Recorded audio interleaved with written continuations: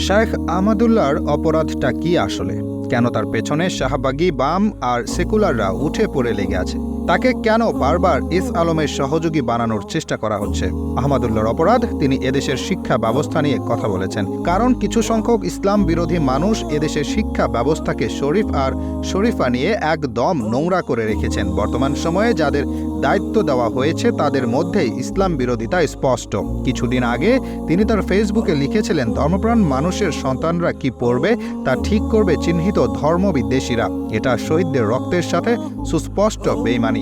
এবার আসুন শুনি আহমদুল্লাহ কেন সামিনা লুৎফা এবং তানজিক উদ্দিনকে শিক্ষা ব্যবস্থা প্রণয়ন কমিটি থেকে বাদ দিতে চেয়েছেন তা আগে শুনি। এদের দুইজনের বিরুদ্ধেই অভিযোগ আছে ওনারা ট্রান্স সমর্থক, আর ইসলামে এটা নিষিদ্ধ। এই বিষয় নিয়ে শরীফ শরীফা এবং নানা বিতর্কের জন্ম। আর এখন যদি এরকম বিতর্কিত মতাদর্শের লোকজন দিয়ে এই শিক্ষা ব্যবস্থা পুনর্বহাল করা হয়, তাহলে এত কষ্ট করে লাভ কি? এখন আহমদুল্লাহর অপরাধ এটাই, তিনি কেন এই দুজনকে বাদ দিতে চাইলেন? এই কথাটাই মেনে নিতে পারেননি শাহবাগীরা। তারা এখন তাকে এস আলমের দোসর বানিয়ে দিতে চাচ্ছে। তারা প্রশ্ন তুলতে চাচ্ছে, কেন এস আলমের শরিয়া বোর্ডের একজন হলেন আহমদুল্লাহ? অনেকেই বলতে চাচ্ছে, এস আলমের টাকা দিয়েই ফুলে ফেপে কলা গাছ হয়েছে আস-সুন্নাহ ফাউন্ডেশন। কিন্তু তারা এটা জানে না, আস-সুন্নাহ একটা দাতব্য প্রতিষ্ঠান। তারা সাধারণ মানুষের দানকে কল্যাণকর কাজে ব্যয় করে।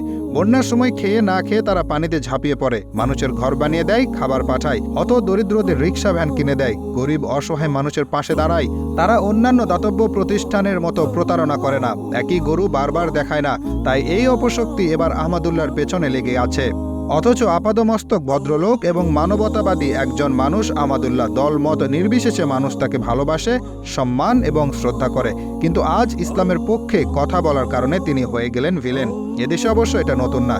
এদেশের মানুষ মুক্তিযুদ্ধে যাবার আগে ফজরের নামাজ পড়ে আয়াতুল কুরসি পড়ে মা বাবা দোয়া নিয়ে বের হতো। আর সেই দেশ যখন স্বাধীন হলো তখন দেশটাকে সেকুলার বানানোর চেষ্টা করা হলো। এদেশে আবার যখন 24 আসলো, মানুষ মুসা, ফেরাউন এদের উদাহরণ টেনে আল্লাহর উপর প্রবল বিশ্বাস নিয়ে মাঠে নামলো। কিন্তু কিছু সংখ্যক সুবিধাবাদী আবার সেই অর্জনকে সেকুলারদের গাতে তুলে দেবার চেষ্টা করলো। আর এসবের বিরুদ্ধে প্রতিবাদ করাতেই খারাপ হয়ে গেলেন আহমদুল্লাহ। তবে জেনে রাখবেন, আহমদুল্লাহ আপনার কাছে খারাপ হতে পারেন, কিন্তু আল্লাহর কাছে এবং আল্লাহর প্রিয় মানুষের কাছে আহমদুল্লাহ একজন আইডল। এদেশের মানুষ তার পাশে ছিল, আছে এবং থাকবে ইনশাআল্লাহ।